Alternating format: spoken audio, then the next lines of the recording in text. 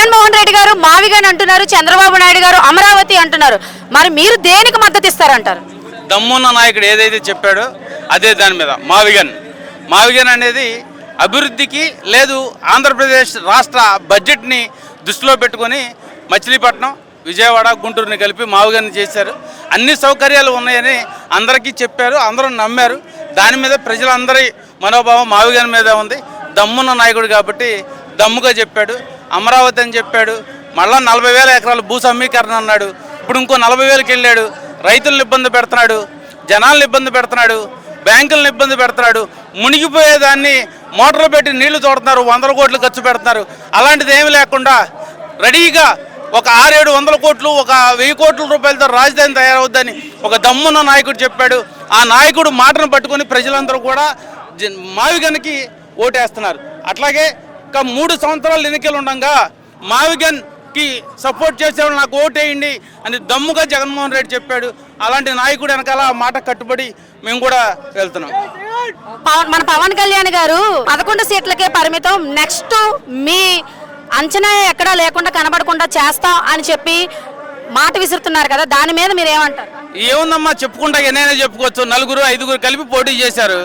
ఇవాళ EVM support లేకుండా గెలిచి ఉంటే పోస్ట్ బ్యాలెట్ ఓటు మీద పెట్టగలిగితే ఎవరి స్థాయి ఏంటో, ఎవరి దమ్మేంటో తెలుస్తుంది. అలా కాకుండా ఒక్కగా సింగిల్గా పార్టీ పెట్టి తన తల్లి పార్టీ ప్రారంభించి 160 సీట్లకి వెళ్ళాడు. అట్లాగే వాళ్ళ 11 సీట్లకి మీ కుట్రలు కుతంత్రాలతో 11 సీట్లు తీసుకొచ్చారు తప్ప ప్రజల్లో ఎక్కడ పోలా. 40% ఓట్ షేర్ ఇప్పటికీ జగన్మోహన్ రెడ్డికి, వైఎస్ఆర్ కాంగ్రెస్ పార్టీకి ఉంది. ఆ 40% షేర్ చూసుకోండి తప్ప 11 సీట్లు చెప్తున్నారు. మీకు ఎంత పర్సంటేజ్ ఉంది? మీ 3 పార్టీలు కలిస్తే ఎంత పర్సంటేజ్ వచ్చింది? జగన్మోహన్ రెడ్డి ఒక్కడికి ఎంత పర్సంటేజ్ వచ్చినది తెలుసుకోవాలి తప్ప ఎవరో చెప్పక్కర్లా. రాజకీయాల్లో తిరుగుతున్నాం, పదవుల కోసం పాకులాడుతున్నాం. ఎవరి స్థాయి ఏంటో అందరికీ తెలుసు, దాని గురించి ప్రత్యేకించి ఏం చెప్పక్కర్లేదు. అలాగే పథకాలు అనేవి సూపర్ 6 సూపర్ హిట్ అంటున్నారు కదా, దాని గురించి అంటే వాళ్ళకి, వాళ్ళ నాయకులకి, వాళ్ళ కార్యకర్తలకి, కూటమి ప్రభుత్వం వారికి మాత్రం సూపర్ 6 సూపర్ సక్సెస్. నిజంగా జనం మానవుడికి, ఒక ఆటో తోలుకునేవాడికో, రిక్షా తొక్కేవాడికో, కూలి పని చేసుకునేవాడికో సూపర్ 6 సక్సెస్ అని చెప్పి ఒక్కరిని చెప్పానండి.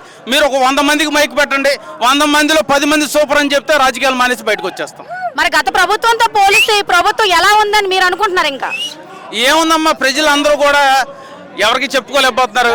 ఇంకా కాదు ఒక్క నిమిషం, ఇంకొక 3 ఏళ్ల పాటు ప్రభుత్వం ఉంది.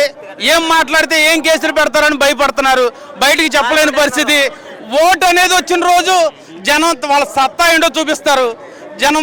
ప్రజలందరూ కూడా కూటమి ప్రభుత్వానికి వాళ్ళ సత్తా చూపిస్తారు.